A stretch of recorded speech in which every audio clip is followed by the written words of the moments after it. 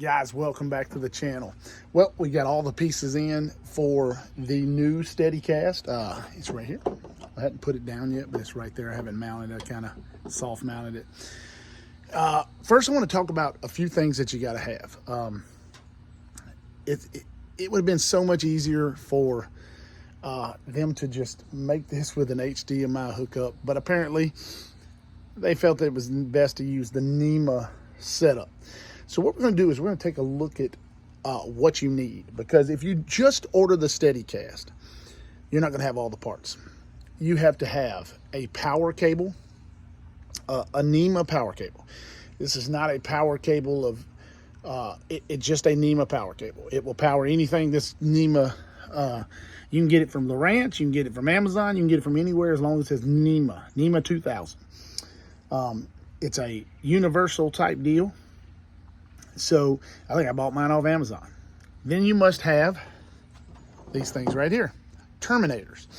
But so let's take a look at everything that you need and talk about it. And we'll talk about how the setup is. Then we're going to do an on-the-water calibration to show you how it needs to be calibrated. It's a very simple setup, but it just gets a little large. There's got to be they should have come up with something better. But when you're trying to do something universal, of course, it's going to get large and complicated and it's a very simple system, but they just overly complicate it. But let's take a look at it right now. All right, so essentially here's the system. You have the T's, and here's where it kind of gets a little bit repetitive and overboard.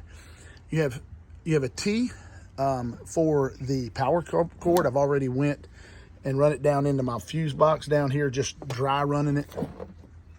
You'll need a T for the connection from here to your unit, and then you'll need another T for your power cable. Now, you'll need 3 separate T's.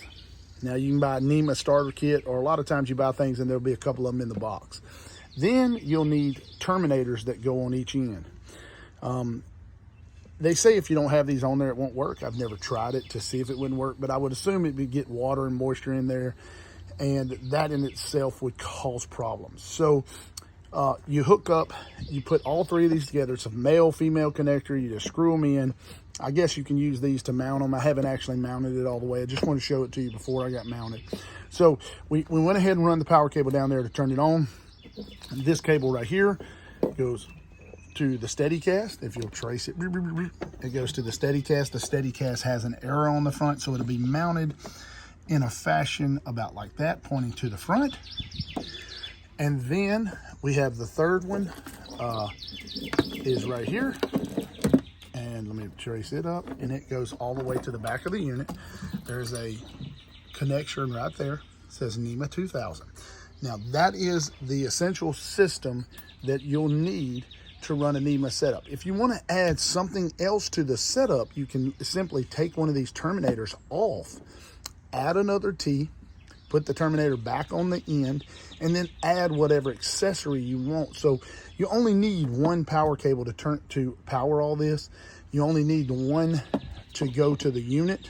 If you want to run this to 2 different units, it's very simple. You get you another T, get you another connection that goes from here to the unit, and you can run it, say, to a second unit back there. So it's very simple to add additional units into there. But here's the thing. You'll need to add a unit, like from what I've understand, and I haven't done a lot of testing on this, you'll need to add one of these to each unit. It won't crosstalk, even though the units may be networked together. It won't, the NEMA will not crosstalk. Now, I may be wrong in that. I haven't done a lot of research on this. This is kind of new, using the NEMA. It's kind of a system that not a lot of folks use. I know some do, but not a lot of folks use it. But I'm assuming you'll need another triangle, or excuse me, another T, and another cable to run. If you had an additional unit here, you would run it into that additional unit either. So all you would need is another cable and another T. If you wanted to hook up another item that has a NEMA, all you do is simply another T, move the terminator down, connect it in there, add the terminator, and so forth. So it's not a complicated system, but as you can see, if you add another unit and you add another another item. I mean, you could have 5, 6, 7 T's in a row there. It could takes up a large amount of space.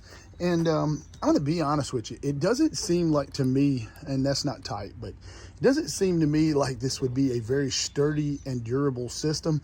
It may very well be, but honestly, I don't think it will be. But we'll find out, because I'm going to mount it, you know, down here in the box with my other black boxes and things. That's kind of the introduction to it. The next step, the next video you're going to see will be on the water calibration. Now, there's a whole lot of list of things on there, so I'm gonna have to really go over that and learn how to do it. You're gonna be kind of learning it with me. And as we learn how to calibrate the system, and then we're gonna talk about the advantages of having a calibrated system, because as we know, when you calibrate your Livescope, the map can flip and spin. For example, if you start floating backwards, the map will spin around 180 degrees because it thinks you're going that way. Well, what this is going to do is always have the map oriented accurately. Even if you're floating backwards or sideways, it will always know where the very front of your boat is, so that will allow you to actually pinpoint in on those brush piles a lot better using your mapping system. And then using your mapping system, you can put that put that Livescope right on it. Or if you're not even using Livescope and you know where the waypoint is, you can be able to cast accurately to that waypoint without your map system jumping around like crazy. Very good. It's going to be awesome for crappie guys and things like that, but I think it's going to be an excellent system for me as a bass guy. Just trying to stay on waypoints that I like to mark and things like that. But guys, thanks for watching, thanks for subscribing, and it's been a while, but ring that bell.